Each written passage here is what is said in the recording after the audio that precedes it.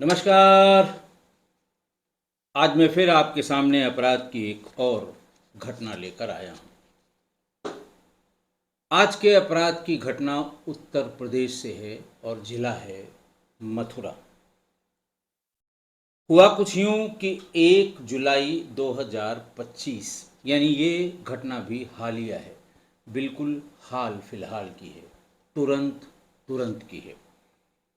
तो 1 जुलाई 2025 को मथुरा के कोसी कला थाना क्षेत्र, कोसी कला कस्बा भी है, वहाँ के एक गांव ऐंच में, ऐंच गांव का नाम है, ऐंच में रात में गांव के लोगों ने ये बताया कि पास के जंगल में एक युवक का शव पड़ा हुआ है। पुलिस आई, कोसी कला के थाना प्रभारी अरविंद कुमार निर्वाल, वो अपनी पूरी फोर्स के साथ मौके पर पहुंचे।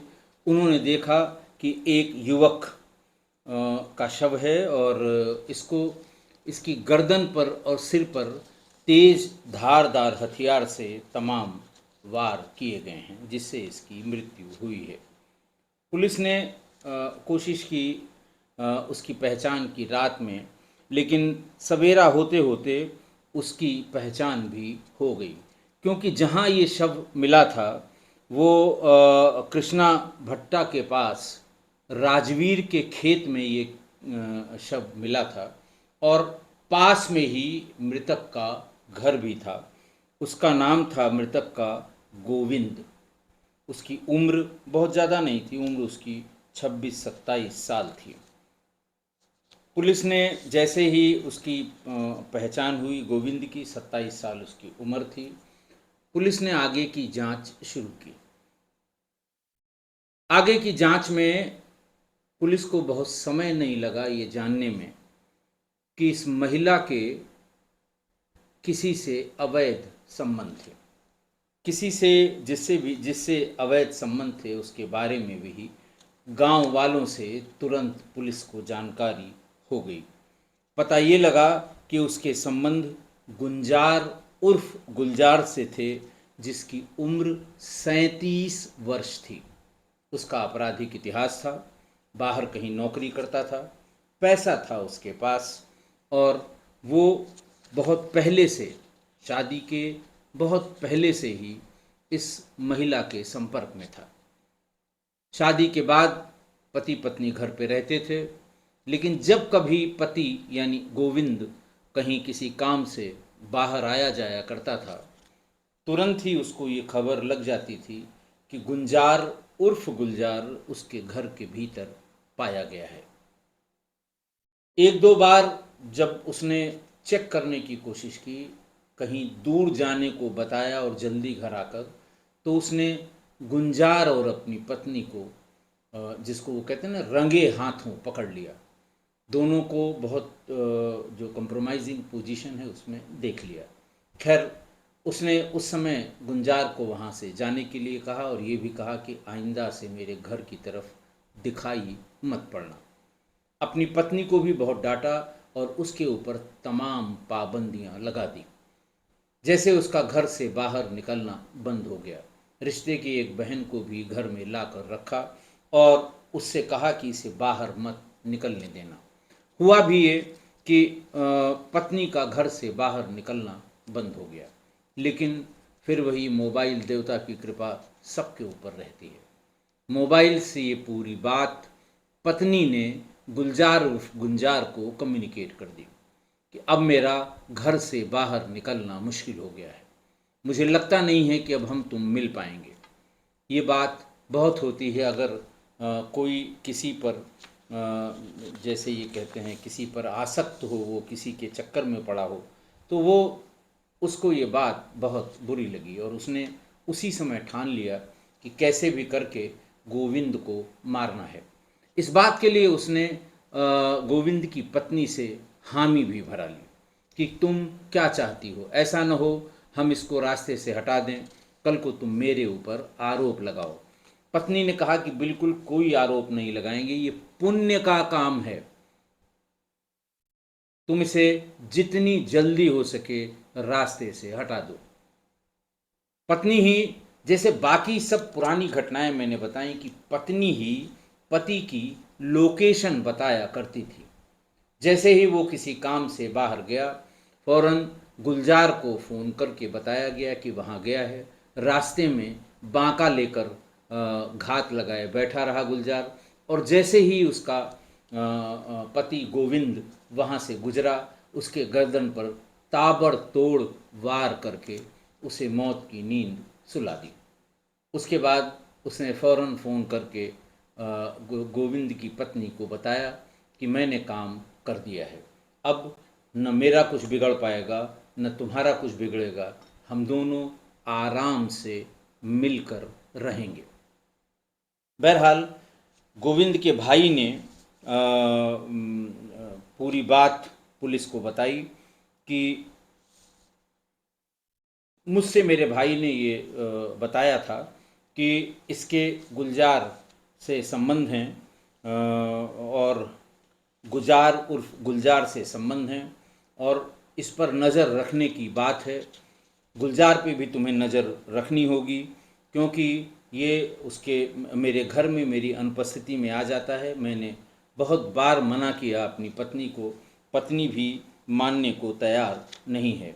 भाई ने ही ये एफआईआर लिखाई और पुलिस को ये बताया कि आपत्तिजनक हालत में मेरे भाई ने इन दोनों को देख लिया था, और तभी से उसने इसका घर से निकलना बंद कर दिया था।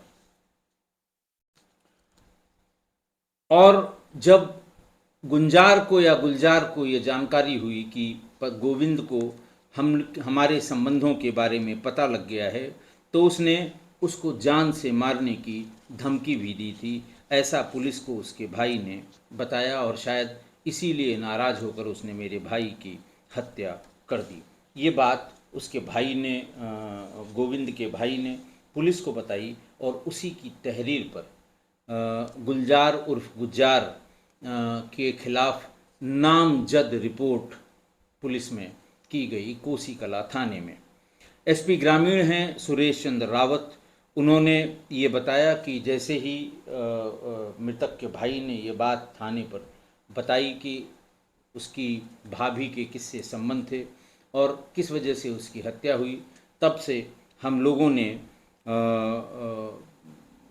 लोगों ने इसकी तलाश शुरू कर दी, और जल्दी ही चौड़रस के समीप गुंजार और मृतक की पत्नी, इन दोनों को पकड़ लिया गया, दोनों को गिरफ्तार कर लिया।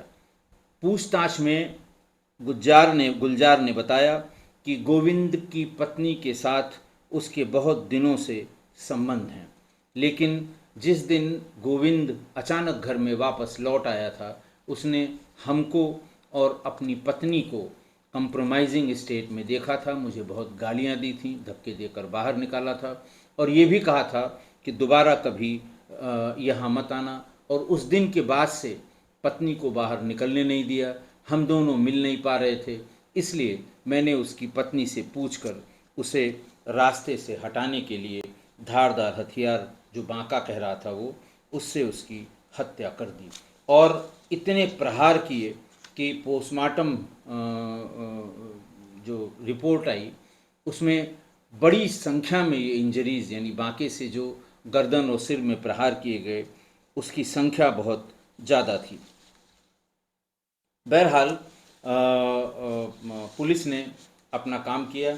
इन दोनों को गिरफ्तार करके 6 तारीख को, यानी ये बात है परसों की, कल की 6 तारीख को उनको गिरफ्तार करके और जेल भेज दिया गया।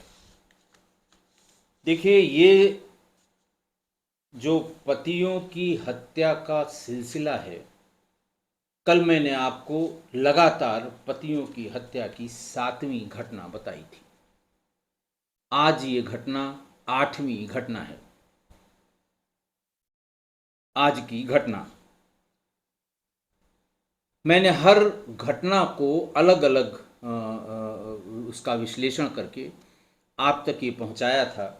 आखिरकार ये घटनाएं क्यों घट रही हैं, मैंने सारी, मतलब आज से पहले की 7 घटनाओं में अलग अलग बताया था।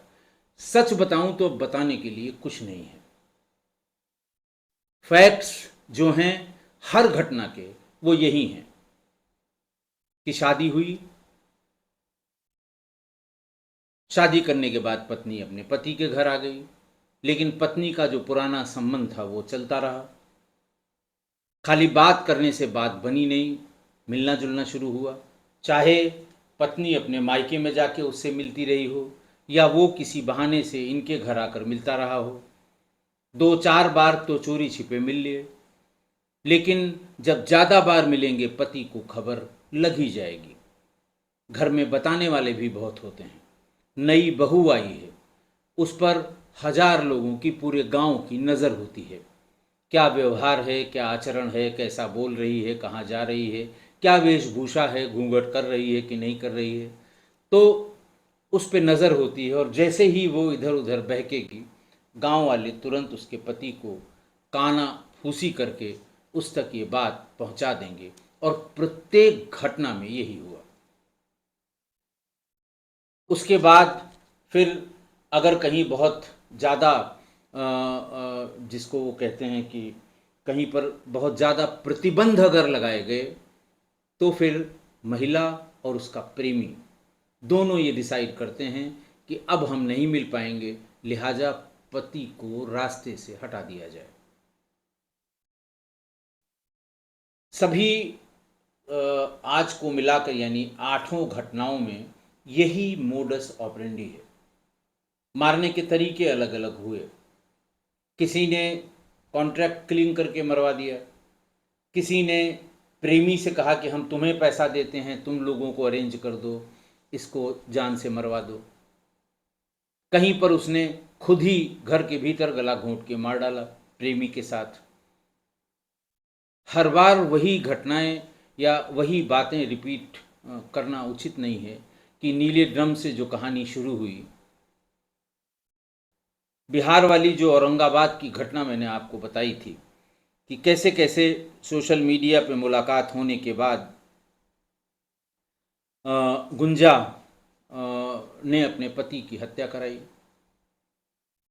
बिहार की उस औरंगाबाद में मैंने ये भी बताया था कि वहाँ पर पिछले 2 महीने में 3 ऐसी घटनाएं हुई हैं जिसमें पतियों की हत्या हुई है। देखिए, 2 ही चीज़ें हो सकती हैं।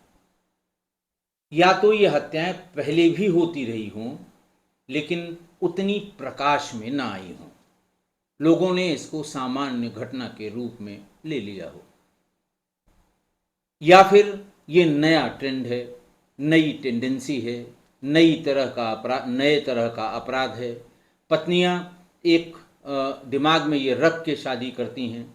और मैंने आपको एक चीज़ और बताई थी कि जो जितना मैंने, ये तो मैं लगातार 8वीं घटना की बात कर रहा हूँ, इसके पहले की तमाम घटनाएं हैं जिसमें मैंने ये बताया था कि देखिए, पढ़ाई का यानी लड़कियों को अब आप बहुत दबा के नहीं रख सकते।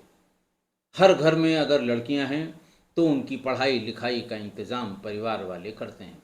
बहुत कम परिवार जो बहुत गरीब हैं या बिल्कुल पूरा परिवार पढ़ा लिखा नहीं है, वो शायद पढ़ाई लिखाई पर इतना जोर न दे, लेकिन ऐसा गैर पढ़ा लिखा परिवार भी यही कहता है कि भाई इतना तो पढ़ा दो कि वो अपना दस्तखत कर ले, इतना तो पढ़ा दो कि अपने बच्चों को क्लास 1, 2, 3 में वो पढ़ा सके। लिहाजा पढ़ाई लिखाई, अब जो लड़कियां हैं, गांव देहात में भी पढ़ाई की सुविधा हुई और लड़कियां लड़कों से ज़्यादा पढ़ाई में इंटरेस्ट लेती हैं। अच्छी, मतलब लोअर मिडिल क्लास की लड़कियां भी अच्छी पढ़ाई कर रही हैं, बीए कर लेती हैं, बीएससी कर लेती हैं, एमएससी एमए कर लेती हैं, तो उनके सपने बड़े हो जाते हैं, उन्हें नई दुनिया दिखाई पड़ती है। और मैंने तब भी कहा था कि बड़े सपने देखना कोई अपराध नहीं है, लड़के भी देखते हैं, देखना भी चाहिए, लड़कियां भी देखती हैं, लेकिन इस सपने में वो अपने जिस किसी से, जो तथाकथित जैसे बॉयफ्रेंड कहा जाता है, प्रेमी कहा जाता है, जिससे पहले थोड़ा लगाव हो गया है स्कूल और कॉलेज के टाइम में, उसको ही अपना आदर्श मान लेती हैं। उनको ये लगता है कि उसी के साथ मेरा जीवन सुखी होगा। उनको ये लगने लगता है कि अगर ये हमारा जीवन साथी बन जाएगा तो हमारी अंडरस्टैंडिंग बहुत अच्छी है, हम एक दूसरे के साथ अच्छे से रह लेंगे। लेकिन जब ऐसी लड़कियों का, वो क्लास तो क्लास ही है, देहात के रहने वाले, अच्छी पढ़ाई लिखाई कर ली और सोच अच्छी हो गई, ज़्यादा विकसित हो गया दिमाग। लेकिन जब परिवार और समाज ने, रिश्तेदारों ने मिलके शादी तय करने की बात कही, तो वो खुल के इतनी हिम्मत नहीं कर सकती कि अपने घर वालों को या समाज को ये बताएं कि नहीं, मैं आप जो शादी बता रहे हैं वो नहीं करूँगी, मैं फलां से ही करूँगी, उसके साथ मेरा जीवन ज़्यादा सुखी होगा। हिम्मत ही नहीं कर पाती, क्योंकि पढ़ तो लिया लेकिन समाज का स्ट्रक्चर नहीं बदला, सामाजिक ढांचा नहीं बदला, पारिवारिक मूल्य जो पीढ़ियों से चले आ रहे हैं वो कोई बदलने को तैयार नहीं है। वहां वो कह नहीं पाती, और जो प्रेमी है उससे अपेक्षा करती हैं कि वो कुछ करे। प्रेमी भी उसी बैकग्राउंड का है, वो भी ये नहीं कह पाता कि नहीं साहब मैं इसी से करूंगा, इसकी शादी कहीं और करने की ज़रूरत नहीं है। उसकी भी हिम्मत नहीं है ऐसा कहने की, और फिर शादी हो जाती है। मोबाइल देवता की पूरी कृपा है दोनों के ऊपर। 10 मिनट के लिए भी अलग हुए पति से तो बस वही मैसेज, वही कॉल। लंबे समय तक हुआ तो पति को भी पता लगेगा, घर वालों को भी पता लगेगा, पहरा लगाया जाएगा, बंदिशें की जाएंगी, प्रतिबंध लगाया जाएगा, और तब फिर वो उकताहट होती है। तब प्रेमी से ये कहा जाता है, लड़कियां ही ये कहती हैं कि अब मिलना मुश्किल है, अब बात आगे बढ़ानी मुश्किल है, और जब तक मेरा पति रास्ते से नहीं हटाया जाएगा हम लोग बात नहीं कर पाएंगे। एक, जैसे ये कहते वर्चुअल वर्ल्ड में घूमने की आदत पड़ गई है कि मेरा जीवन तो उसी लड़के के साथ था, मेरी शादी गलत कर दी मेरे घर वालों ने, इसके साथ मैं कभी सुखी नहीं हूं। चाहे जितना, अभी देखिए मैंने कल जो आपको घटना बताई थी मुरादाबाद वाली, उस व्यक्ति ने अपनी बसी बसाई जिंदगी छोड़ दी, पत्नी बच्चे सबको छोड़ दिया, और लिव इन में रहने लगा जो उसको पसंद आ गई, शादी कर ली, उसे 4 करोड़ का मकान गिफ्ट में दिया।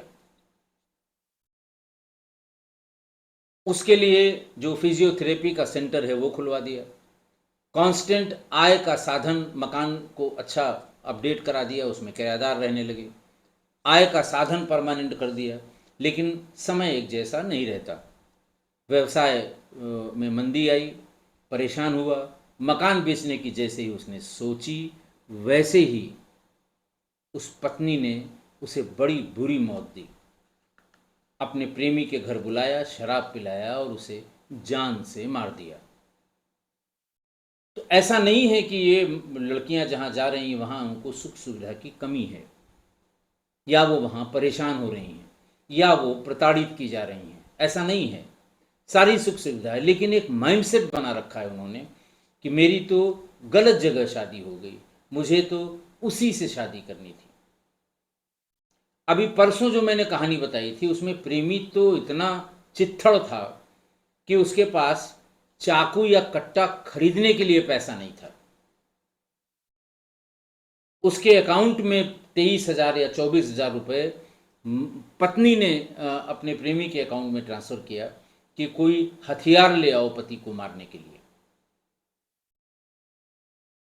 तो अब मैं बार बार अपील भी करता हूँ अपने सुधी श्रोताओं से, मैंने कल भी अपील की थी और परसों भी अपील की थी कि इस तरह की घटनाओं का, जिसमें पत्नियों ने पति की हत्या की है, इसका सामाजिक, अगर हर सोशियोलॉजी डिपार्टमेंट हर यूनिवर्सिटी में है, हर डिग्री कॉलेज में है, अच्छे अच्छे शोध उस पर हुए हैं, अच्छे अच्छे शोध छात्र हैं उस पर, अगर इन घटनाओं पे किसी ने शोध करके शोध पत्र लिखा हो डाटा के साथ, वो अगर मिल जाए तो उसके कारण को जानने की कोशिश की जाए।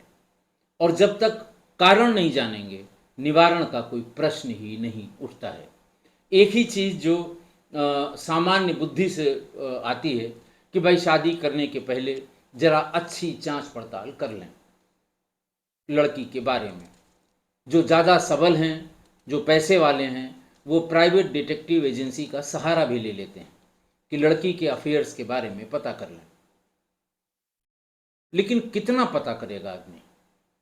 किसका किसका पता करेगा? तो बहरहाल अगर आप में से किसी के सामने कोई इस तरह की सोशियोलॉजिकल या साइकोलॉजिकल स्टडी आई हो तो कृपा करके हमें भेजें।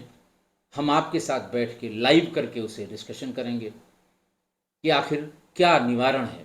देखिए, किस्सा गोई बेसिकली सुधी श्रोताओं को अपराध से बचने के लिए ही है।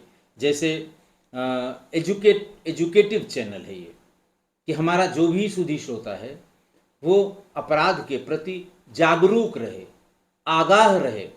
बहुत से लोगों के कमेंट आपने कमेंट बॉक्स में पढ़े हैं कि साहब आपने जो डिजिटल अरेस्ट के बारे में बताया था उससे मैं बच गया, उसकी उस जानकारी की वजह से मेरे पास भी इस तरह के फ़ोन आए थे, साइबर फ्रॉड से बच गया। ये जो फेरी लगाने वाले क्रिमिनल टाइप के लोग हैं, एक साथ परिवार की हत्या कर देते हैं, उनसे बच गया।